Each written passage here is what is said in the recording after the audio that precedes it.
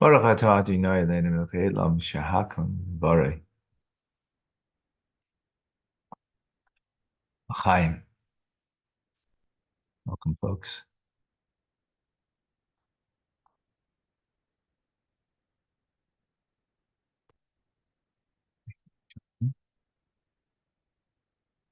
Good morning.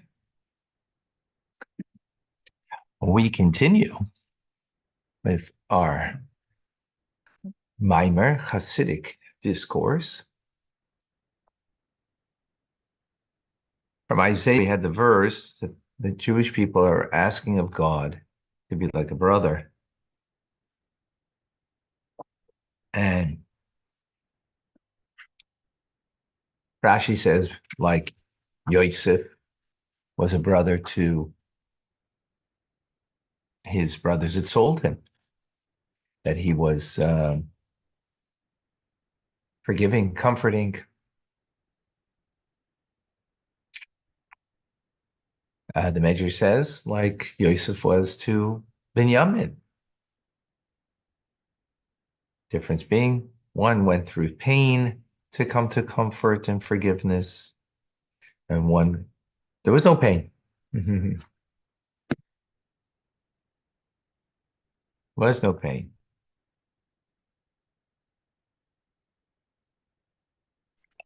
No suffering. So we ask God that, we do wrong. Please deal with us in a way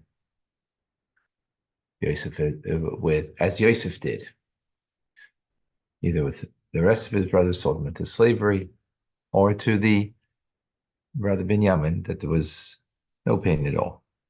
In other words, in the tshuva that we do, it should be not only accepted, but it should be without pain. The Alter Rebbe explains the verse, dividing it between the righteous and the Bali Tshuva. The first explanations he gave it was all about a Bali Tshuva, a penitent. So we need to understand that. So we're going to go now into the whole story of Joseph. So it's known that the intent,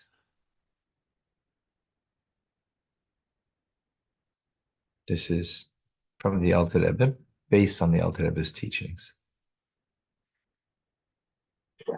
that the whole intent of Yosef going down to Egypt, right? He was sold by his brothers into Egypt, into slavery. That was the external,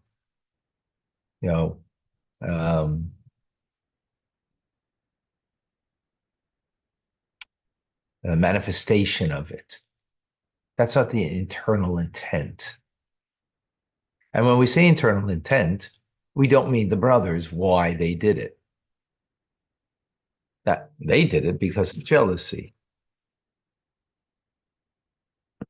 They did it because of jealousy. They did it because of also al pi halacha, according to Jewish law, it was coming to him. The real sin that they did was that he cried out to them and they didn't. They just turned a deaf ear. But without going into those details, so the external manifestation of what happened was something that was seemingly very negative. Brothers selling their brother into slavery. I mean, you can get to, that's pretty bad. And the truth is, their intent was not positive. And therefore, for that, they have to do tshuva. They have to do penitence. No question about that. But there is a kavana pnimi. There is a internal intent. There is a kavana elyoina, which means a higher intent. In other words, God's hand. behind all of this. It was in order that Yosef should go into Egypt, gather the sparks of holiness that are there, right, and gather the money that's in Egypt, which, right, that's expressed in the money. He gathered that when there was a famine and people gave everything that they had. And the reason for that was that for the future, when the Jewish people would be enslaved in Egypt themselves, it would make the enslavement easier.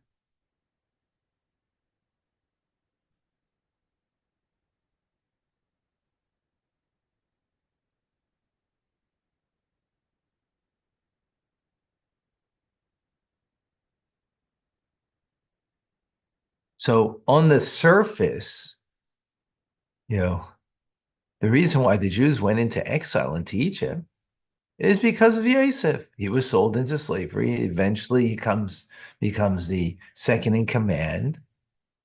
There's famine, so his father and family have to come down to Egypt because of the famine.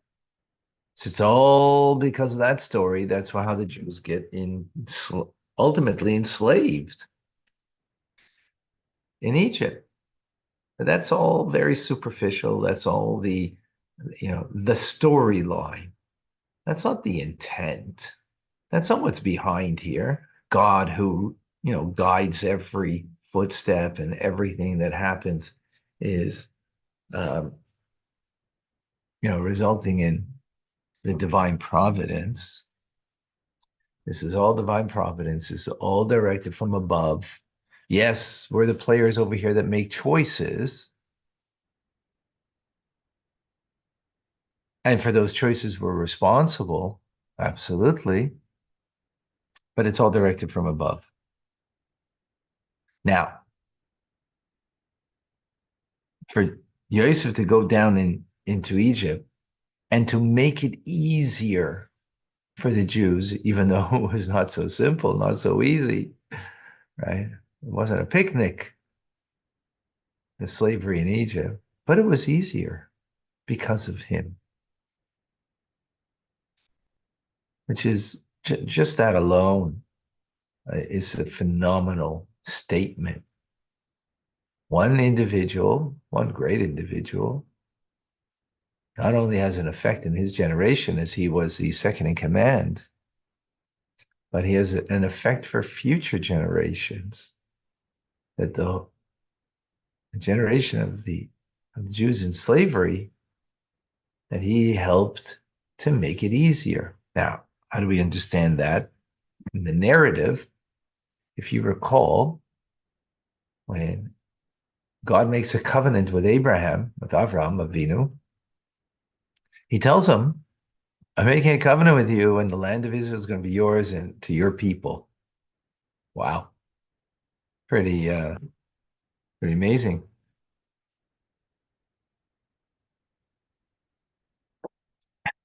But nothing comes for free. And God didn't say that, but that's what we take out or we appreciate. Because God says, but your people, your nation, they're going to go into exile, into slavery. So yes, they're going to get the land, but before they get the land, they're going to have to go. Yes, they're going to come out with great wealth. Yes, that nation will be, in the end, even though this was declared that it's going to happen, and indeed it happened, but the Egyptians, didn't say that the Egyptians are going to do it. They chose. Of course, there's a consequence for our choices. But it was clearly, if you recall, in Bereshit, God says it's going to be for 400 years. Indeed, it wasn't. It was 210 years that they were in Egypt. And of the 210 years, it was only 86 years that was harsh labor. I mean, 86 years. It's a long time, 86 years. Point being, God said 400 years, and yet it wasn't. that there was only 210 in exile. Why? He is by him Egypt and he did his avodah. It's not because he was a powerful, it's not because he was a powerful Mishnah Lamelech, second in command. No one greater in power than him, only Pharaoh. Not because of that. Let's not make a mistake. It's not a political point. It's a spiritual point in his avodah, his divine service, what he accomplished in Egypt, in the refinement of Egypt, which is what the Jewish people had to accomplish their refinement in the land of Egypt. Their personal refinement, the refinement of Egypt itself, was accomplished in 210 years rather than 400 years. Why? Because Yosef preceded them and already refined through his avodah, through his divine service. So from this we understand a very powerful idea that the brothers, right, the Shvatim, that sold Yosef into Egypt, not only this was not contrary to the divine intent, on the contrary, this was the divine intent. The Yosef should first go down to Egypt in order to make the gullus, the exile for the Jewish people thereafter easier. Except that the brothers Yosef didn't know this intent. They were motivated by this intent. They weren't even aware of it. Hence, they thought to do something negative, and that's sinful, and for that they're responsible.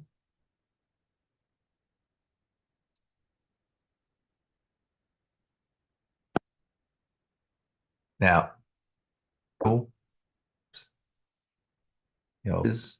consequences.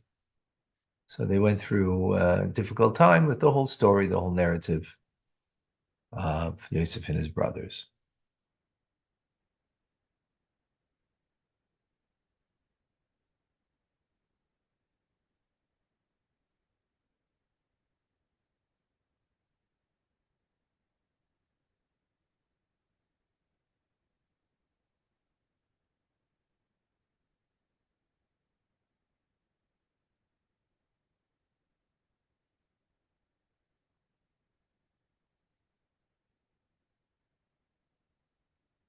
So the Rebbe now goes deeper into this.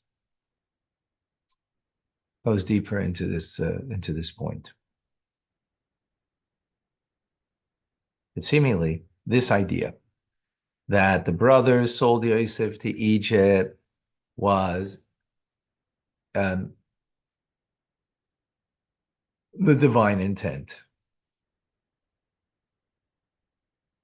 This seemingly is also the explanation, simply put, of the intent of Yosef going to Egypt in order that there will be the exile of the Jewish people in Egypt.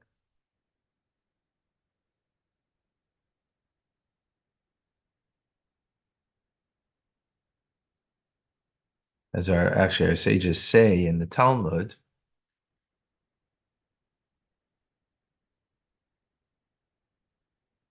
that when Yosef came to greet his brothers when they were shepherding, his father said, "Go see your brothers, the welfare of your brothers."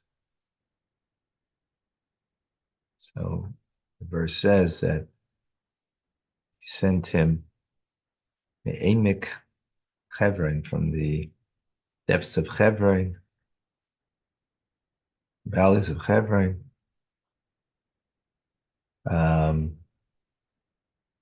And as our sages learn up from there, that was from the depths of from the depths there was in order to start the process of the exile of the Jewish people. But according to this explanation, the brothers that sold Yosef to Egypt,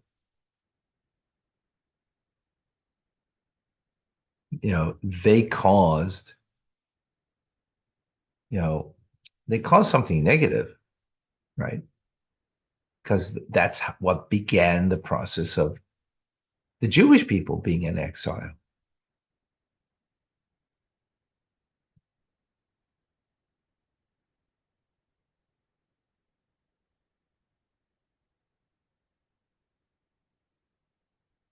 Oh, I see there's something wrong.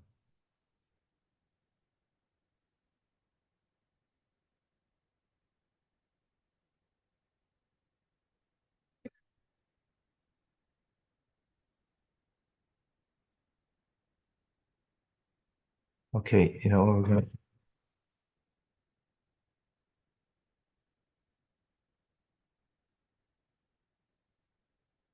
say I'm disconnected.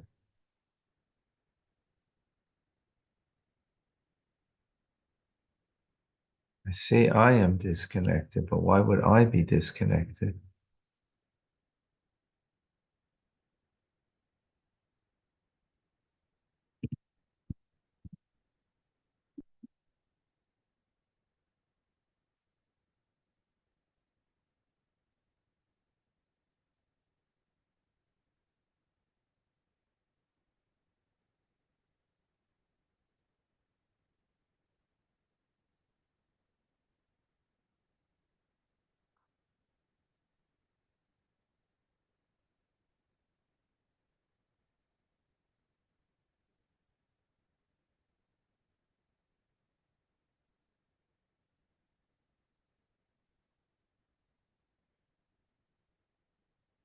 All right, I'm going to close over here because I see,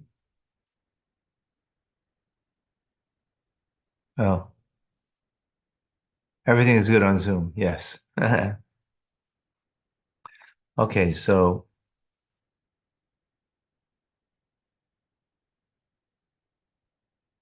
but the sale in the end of Yosef was something not positive, even though the intent of the exile of Egypt is ultimately also something positive that should come out of it. What would that be? The making of a nation that would stand at Mount Sinai and receive the Torah. But the exile itself is negative. However, the explanation that we're giving here is that Yosef went down to Egypt to make easier the exile. And that Yosef was sold to Egypt is a positive thing. And the sin was, well, they weren't aware of that, so therefore they did it for their own reasons. That was wrong and sinful. They didn't do according to that.